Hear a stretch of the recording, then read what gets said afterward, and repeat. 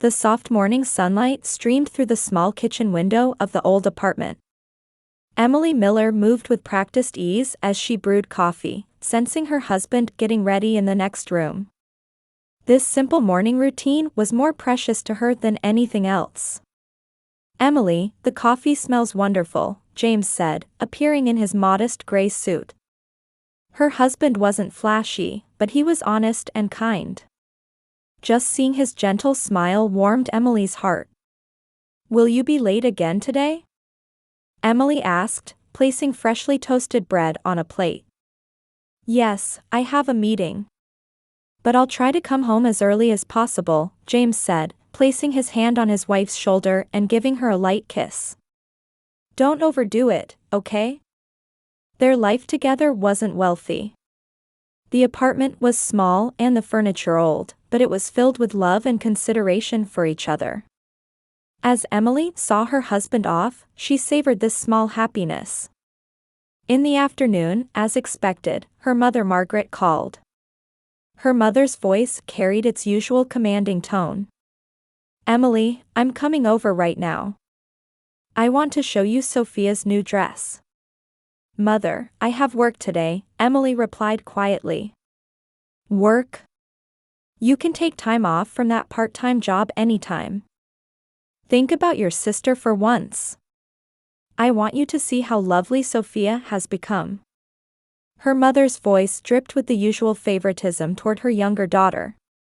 Before Emily could say anything, the phone was hung up abruptly. Setting down the receiver, Emily let out a deep sigh. A while later, the front door opened forcefully. The sound of high heels echoed in the hallway as her sister Sophia appeared. She looked like she had stepped out of a fashion magazine.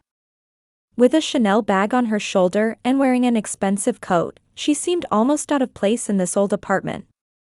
"Sorry for dropping by suddenly," Sophia said in her sweet voice, looking around the living room. But Mother insisted she had something important to discuss. Emily prepared tea while observing her sister. Sophia continued to receive all their mother's love and support.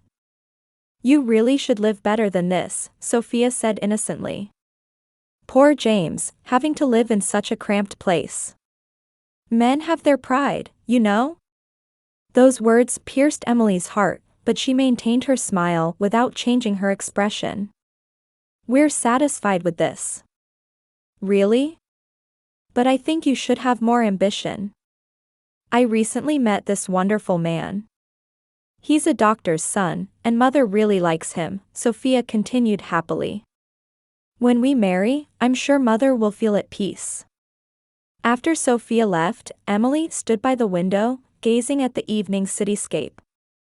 Since childhood, their mother's love had always been directed toward Sophia. She had grown accustomed to being compared to her beautiful and talented sister, treated as the ordinary older daughter. Still, Emily loved her family. Deep in her heart, she believed that someday her mother would acknowledge her. "I'm home," James's warm voice rang out.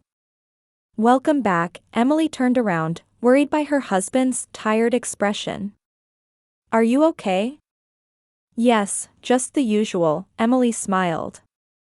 James pulled his wife close and said quietly, "You're wonderful, Emily. No matter what anyone says, don't forget that." That night, they sat close together on the small sofa, watching television.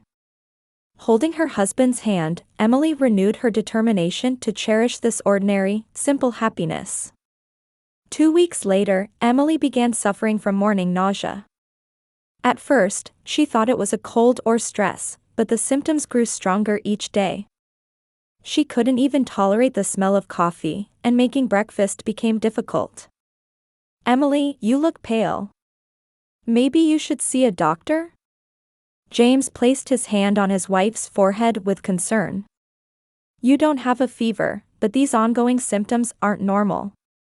"I'm fine, I'm probably just tired," Emily tried to smile, but another wave of nausea sent her rushing to the bathroom. James started coming home early from work and helped with dinner preparations. However, Emily's condition didn't improve. If anything, she became sensitive to certain smells and couldn't tolerate foods she previously enjoyed. One afternoon, her close friend Lisa visited the apartment. She was a mother raising 2 children. "Emily, could you be pregnant?" Lisa asked directly. "I had the same symptoms both times early on." At those words, Emily's heart began pounding violently. They had been married for 3 years and wanted children, but hadn't been able to conceive. Could it be possible now? "That's impossible," Emily tried to hide her agitation, but her voice was trembling. "Why don't you go to the pharmacy and get a test?" Lisa suggested gently. "If you are, you should see a doctor soon." After Lisa left, Emily went to the nearby pharmacy alone. When she picked up the pregnancy test, her hands shook. Hope and anxiety mixed together, making her chest tight. Even paying at the register felt like buying something secretive. When she got home, Emily locked herself in the bathroom. She read the test instructions over and over, confirming the procedure. The 3 minutes waiting for results felt like the longest time of her life. Then, 2 clear lines appeared. A definite positive result. Oh! Tears spilled from Emily's eyes. With trembling hands, she gripped the test and stared at it in disbelief. The miracle she had waited 3 years for had finally happened. "James." Emily called to her husband. "Come here. Come quickly." James rushed into the bathroom in a panic. "What's wrong? Are you okay?" "Look at this," Emily held out the test with shaking hands. James couldn't understand at first, but when he realized what the 2 lines meant, his face lit up with surprise and joy. "Really? Our baby?" "Yes, our baby." They embraced and cried tears of joy. This small apartment suddenly became a place filled with hope and happiness. The next day, they visited an obstetrician. The doctor's examination confirmed she was 8 weeks pregnant. Seeing the tiny heartbeat on the ultrasound, Emily and James were moved to speechlessness. "Everything looks good. The due date should be around next spring," the doctor explained with a smile. "The early stages can involve dramatic physical changes, so don't overexert yourself." When they got home, they spread out baby catalogs and talked about their dreams. They discussed endlessly where to put the crib in their small apartment, what names to choose. "It's small, but we can make it work," Emily said hopefully. "We can make a baby corner in part of the living room." "Let's work a little harder and move to a bigger place," James squeezed his wife's hand. "I'll work harder for you and the baby. What we have now is enough. We have love." Over the weekend, Emily told Lisa about the pregnancy. Her friend was overjoyed and congratulated her. "Emily, you're going to be a wonderful mother," Lisa said tearfully. "A child who inherits your kindness and compassion will surely be happy." "Thank you, Lisa. I still can't believe it. That I could really become a mother." "You'll be fine. You don't need qualifications to be a mother. Love is enough." That night, Emily talked with her husband as they lay close together. "I need to tell Mother too," Emily said with some anxiety. James hesitated for a moment. "Your mother, will she be okay? Will she be genuinely happy? It's her first grandchild." "I'm sure she'll be delighted," Emily answered hopefully. "Maybe now Mother will finally love me." "I hope so," James gently stroked his wife's hair. "Whatever happens, I'll protect you and the baby." Emily rested her head on her husband's chest and placed her hand on her belly. The tiny life, still invisible to the eye, was definitely growing inside her. When this child was born, surely the family relationships would change too. Mother would surely rejoice in her first grandchild's birth.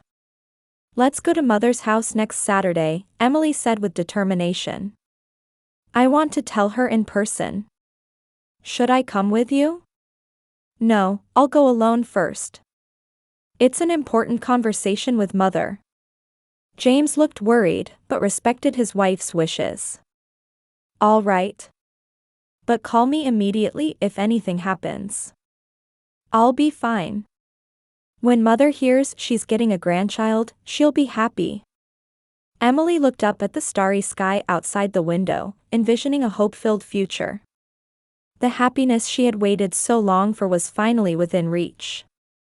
The day when her mother would love her couldn't be far away.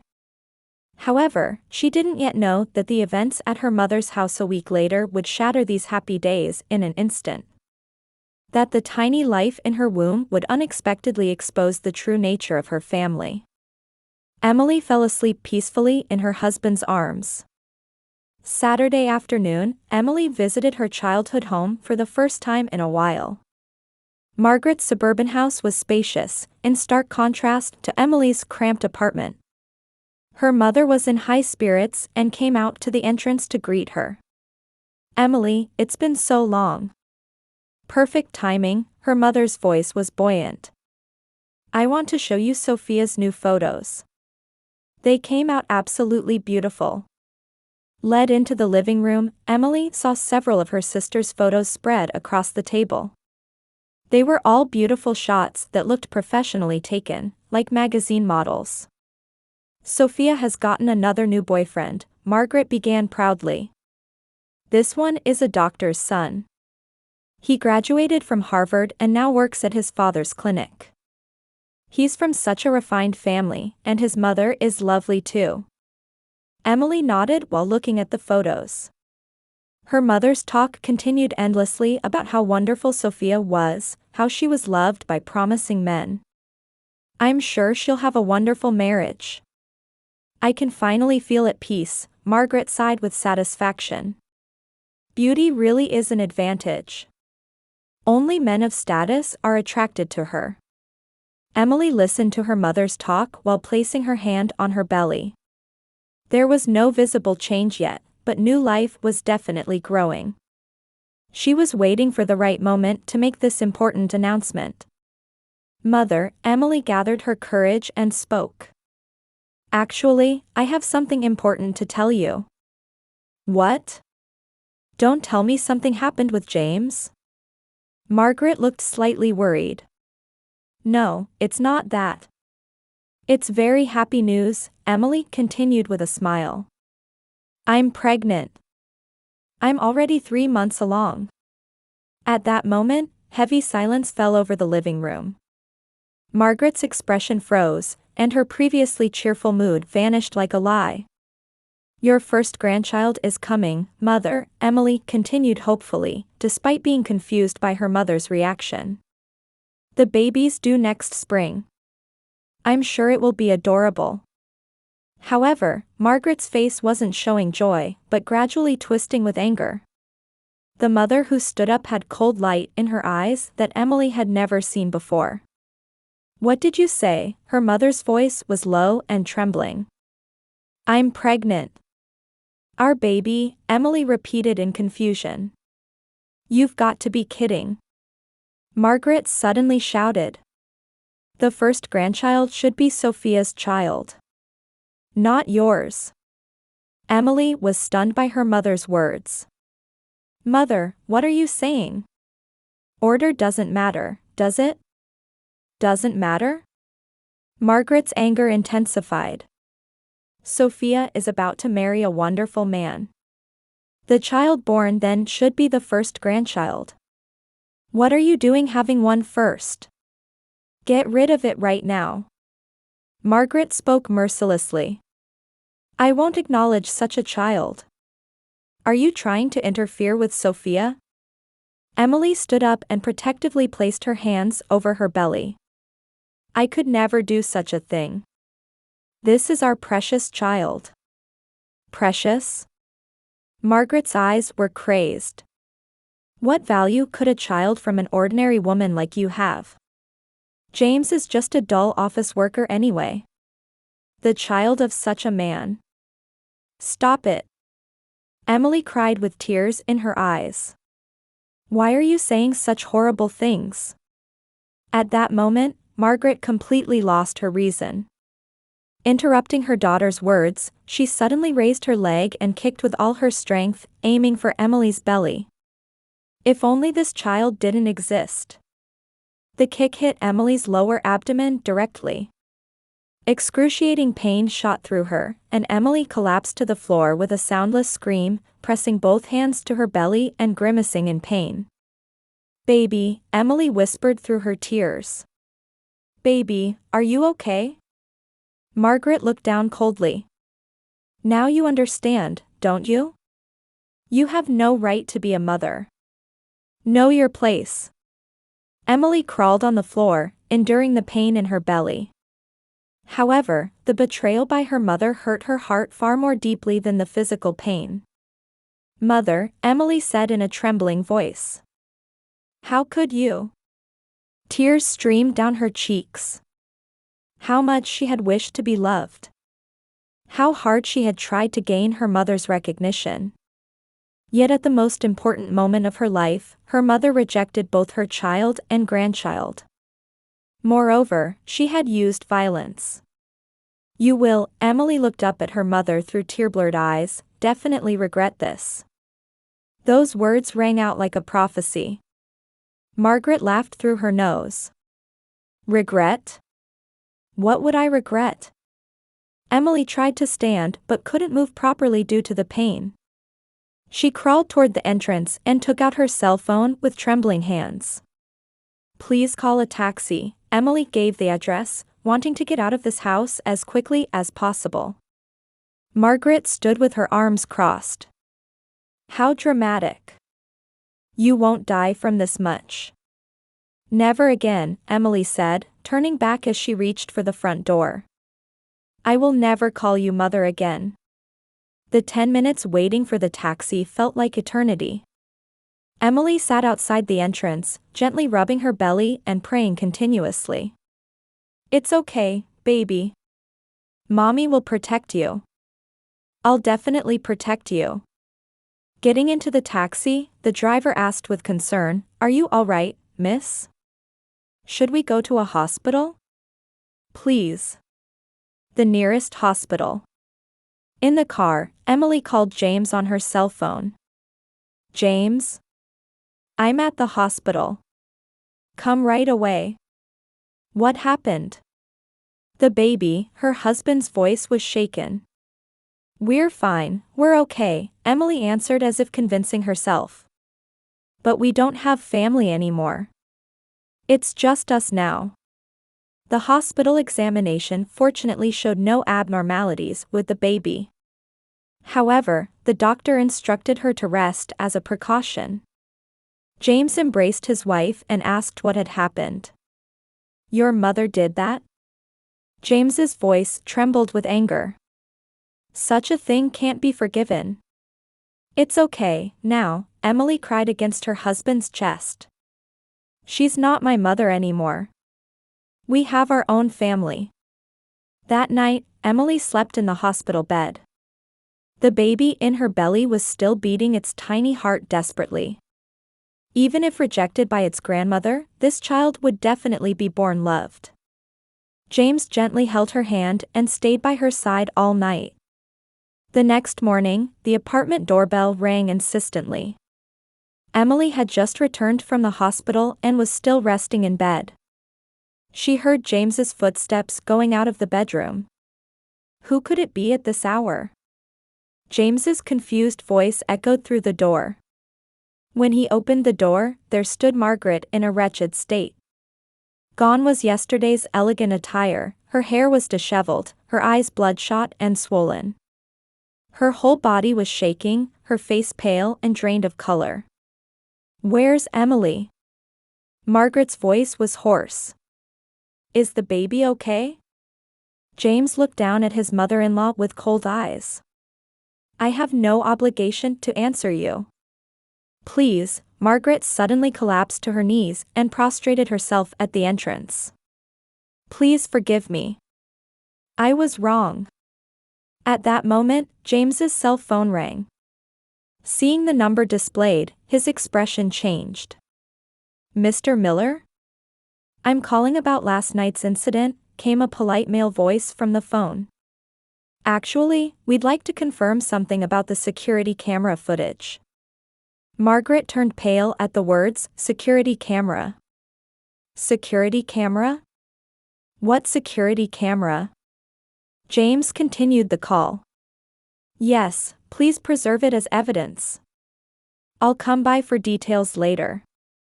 After hanging up, James looked down at Margaret. "Last night's events were all recorded, apparently. Someone from my company happened to be at a nearby hospital. When they saw my wife being brought in, they got worried and looked into it." Margaret was terrified. "Someone from your company?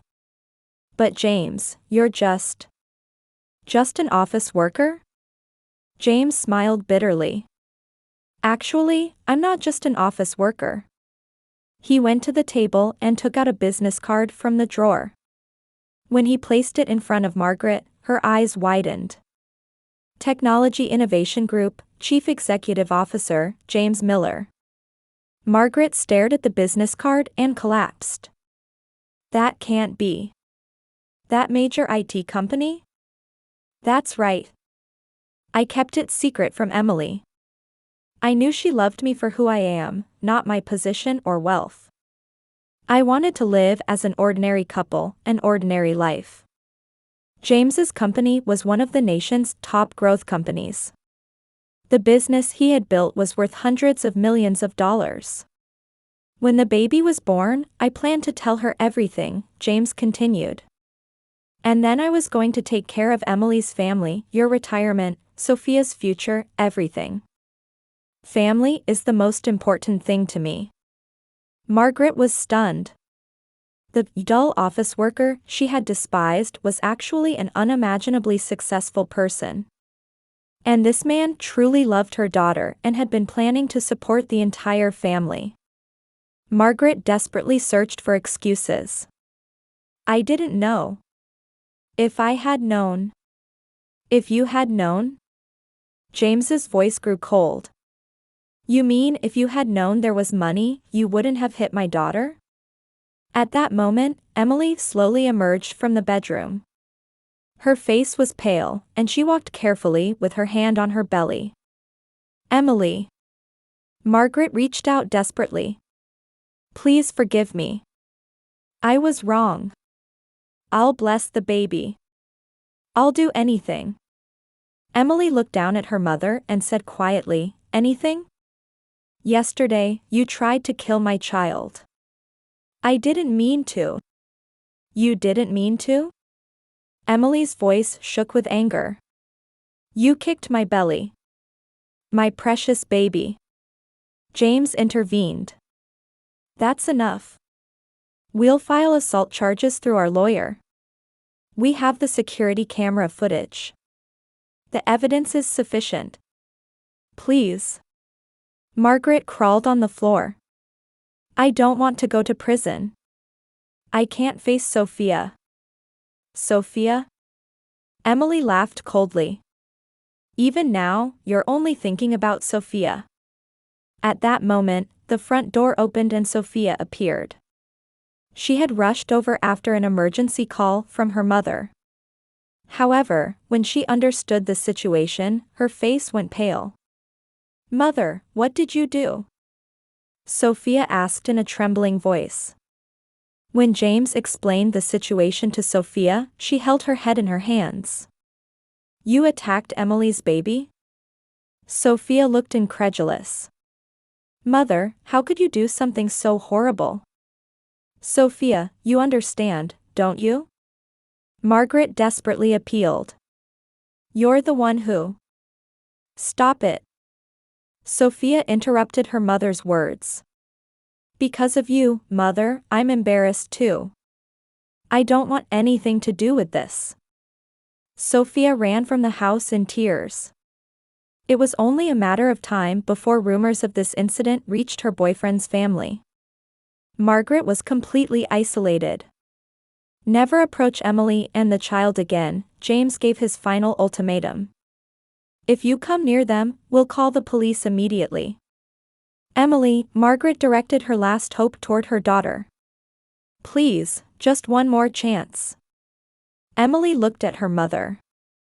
It's over, Mother, Emily said quietly. I'm no longer your daughter. You can't mean that. Get out, Emily's voice was calm. Never appear before us again. Margaret tried to stand but had no strength in her legs. James stood waiting with the door open. One last thing, James said. You'll never understand what a wonderful woman Emily is. That's your greatest loss. Margaret left the house with a pale face. Her retreating figure bore no resemblance to the dignified mother of yesterday, she was just a pitiful old woman. When the door closed, Emily cried quietly in James's arms. It's okay, now, James gently embraced his wife. We have our own family. That's enough. The baby? A strong child. Like you, it will definitely be strong. Emily placed her hand on her belly. The tiny life continued to live desperately, even through the storm.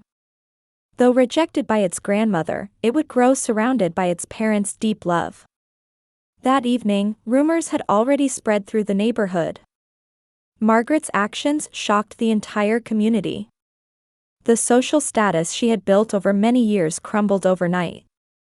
6 months later, Margaret was living alone in a small suburban apartment. She had been forced to sell that luxurious house. Her relationship with Sophia had completely collapsed, and the marriage talk with the doctor's son had fallen through. His family had learned of the incident and opposed the relationship. Because of you, Mother, my life is ruined, Sophia had said in their last phone call, and hadn't contacted her since.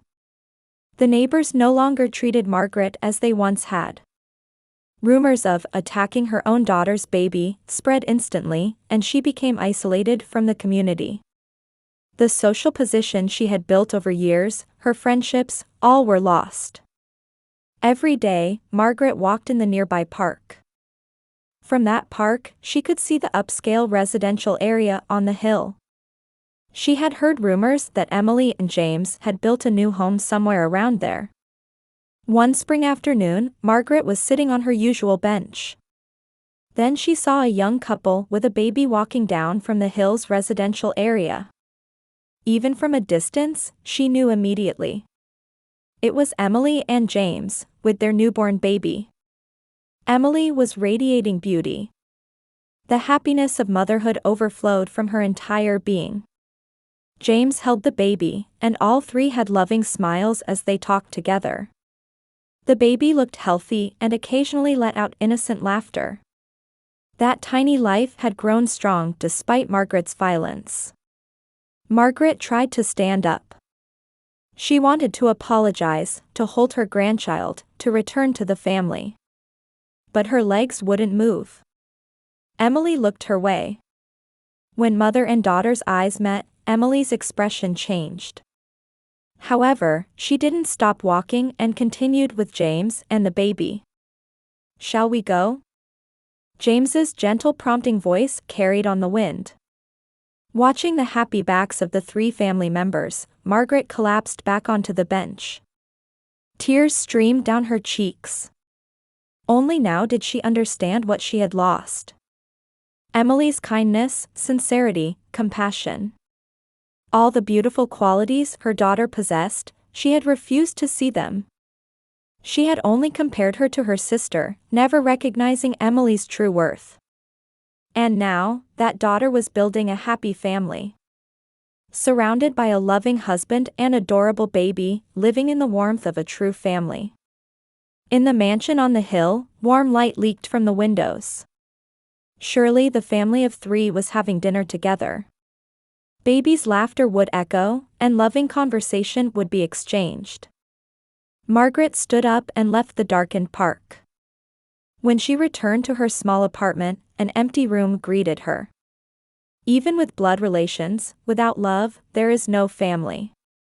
Conversely, even without blood relations, with love, you can become a true family.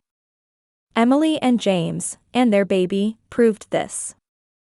Margaret looked up at the lights on the hill from her window. There was happiness she could never obtain. Happiness she had destroyed with her own hands. You will regret this. Emily's words from that time had become reality, just as prophesied. Margaret quietly shed tears, fully comprehending the magnitude of what she had lost. A true family bound by love continues forever, transcending blood relations. Emily's baby would never know a grandmother's love. But surrounded by the deep love of both parents, the child would grow up happily.